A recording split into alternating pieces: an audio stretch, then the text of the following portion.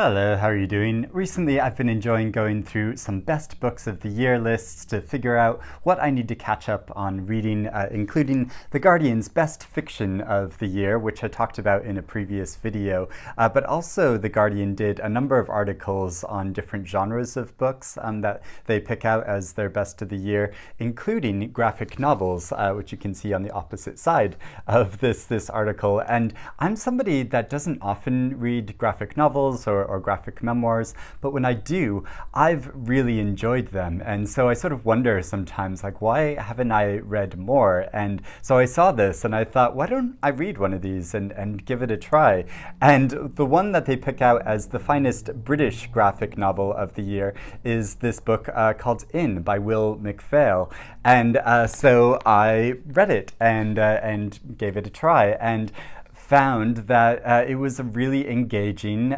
quite funny, and surprisingly moving story about a young man living in the city. And there's a lot in it about the condition of loneliness and connectedness or disconnectedness with other people. And so I'm going to talk about why I enjoyed this book so much and give you some more information about it. But I would love to know if you've read any great graphic novels or graphic memoirs or other kinds of graphic fiction recently that you've really enjoyed and would recommend. Please let me know about it in the comments below, because I'd love to get some more recommendations on this and read some more graphic fiction. And because I just enjoyed this so much, and I immediately got into it, I have to admit, because in the very beginning of it, he's describing this memory from his childhood of going to a water park. And I'm somebody that loves water parks and just always have, but he's describing this memory for a particular reason, because he describes how on this one slide he got to this sort of funnel section of the slide, and there he experienced this kind of blissful solitude, and how now as an adult he's really longing for that same sensation, and he's kind of crafted for himself independent life where he can kind of reach this, or at least he thinks this is what he has to do to achieve it, because he does work independently. He's a graphic designer, and he works on his own projects, but also works for ad agencies sometimes. So he's often on his own, just sort of working on his own. He doesn't have any too strong connections in his life. There's his mother and his sister, and sometimes he babysits for his nephew. And he often frequents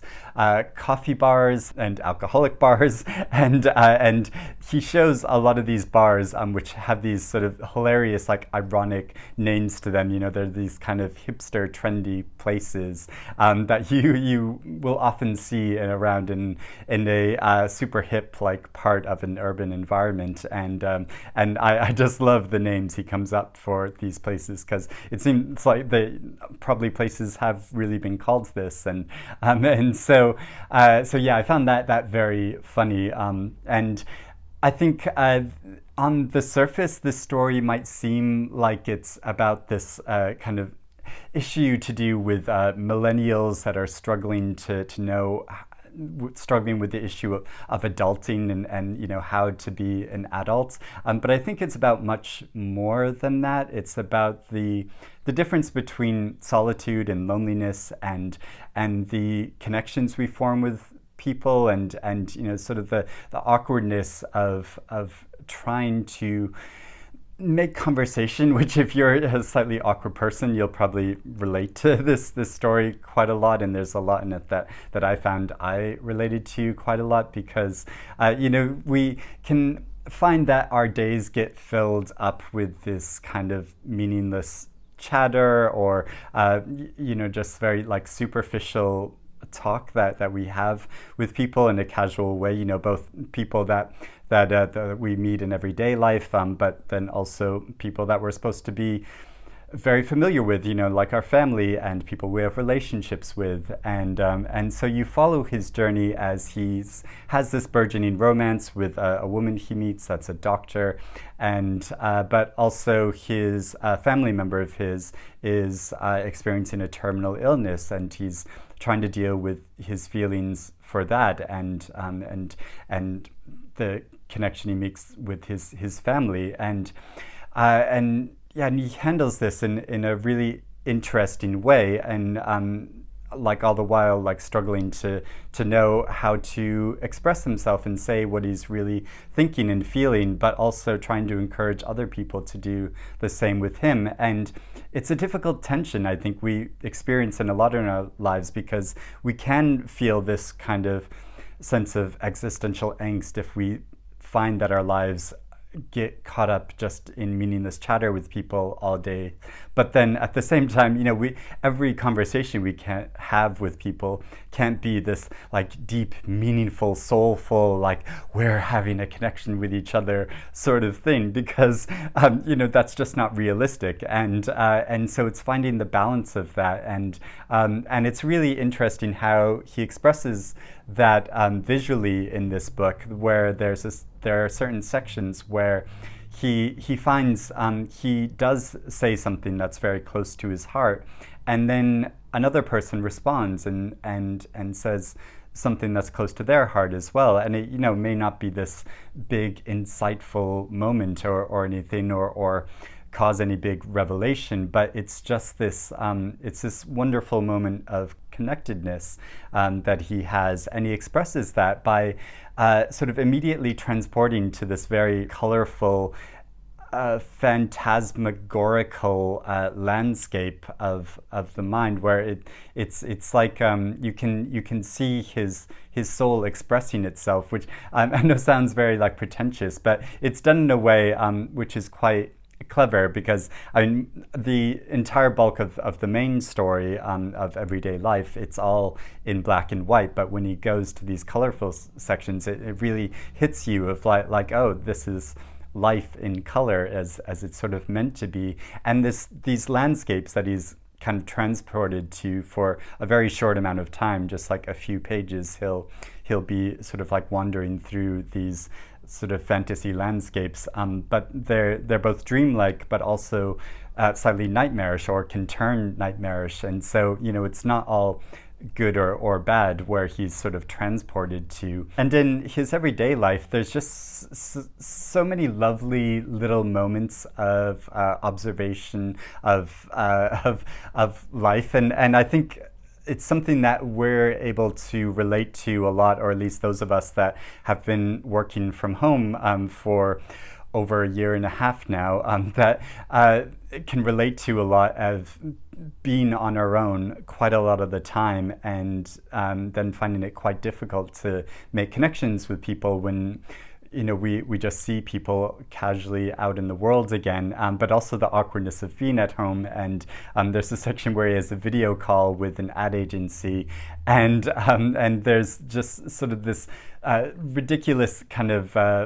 wanky business speech that's going on in this discussion, in this meeting, this online meeting that they're having with each other, where nothing's being decided and nothing definitive is being said. It's all like completely ridiculous, superficial, like business chatter, which doesn't go anywhere. And you just see his reaction to that, and it's just so funny and so well observed. But also in the romance he has with someone who's very down to earth and who's very amusing, and I love her sense of humor, but also their awkwardness of trying to figure out their intimacy with each other, like both emotionally and physically. And there are some sections where it shows where they start having sex, and he kind of represents that in a way where there's this like self-consciousness of trying to perform, but also to be themselves at the same time. And so I think he gets at a lot of these different tensions in our lives of how we connect with other people or don't connect with other people. And there's a very fine line between between having a meaningful connection and just like a very superficial one that we walk away from, feeling a bit deflated or just like nonplussed by. And I love how he represents in this, as often the case in graphic novels, in sections of depictions and drawings where there's no dialogue and nothing is being said and there's no text caption on it, but just the expressiveness of the faces that he draws and the gestures, and says so much more than you can in text, which is something that graphic novels do in this amazing way, and can really express a feeling, a sensation, and an emotion, and a thought, an idea, in a way, that you can't in text, and I think it's so amazing and shows such tremendous artistry when you're able to do that in a drawing with really not much detail, but at the same time, because of the story that's been built up, but also of the expression of the drawing, that that it conveys this meaning in such a striking way, and so I admire how this book did that so well, and I'm really happy that I picked up a graphic novel again after a long period of time, because this was just such a great reading experience. So like I said, I would love to get some more recommendations of good graphic novels or graphic memoirs, because I'd been really enjoying this series of graphic memoirs called The Arab of the Future, and I read, I think, the first 3 books in that, and I've been wanting to go back to that series because I know more have been published since then, and catch up with that. And I'd loved your recommendations of other graphic novels or graphic memoirs, and or if you have some favorites or some ones you've read recently, please let me know about them in the comments below. But also, if you've read let me know what you think of this, because I just found it such a great experience. So I will speak to you again soon. Hope you're reading good things, and have a lovely day. There I go, a perfect example of the awkwardness of not knowing what to say or how to finish speaking to somebody.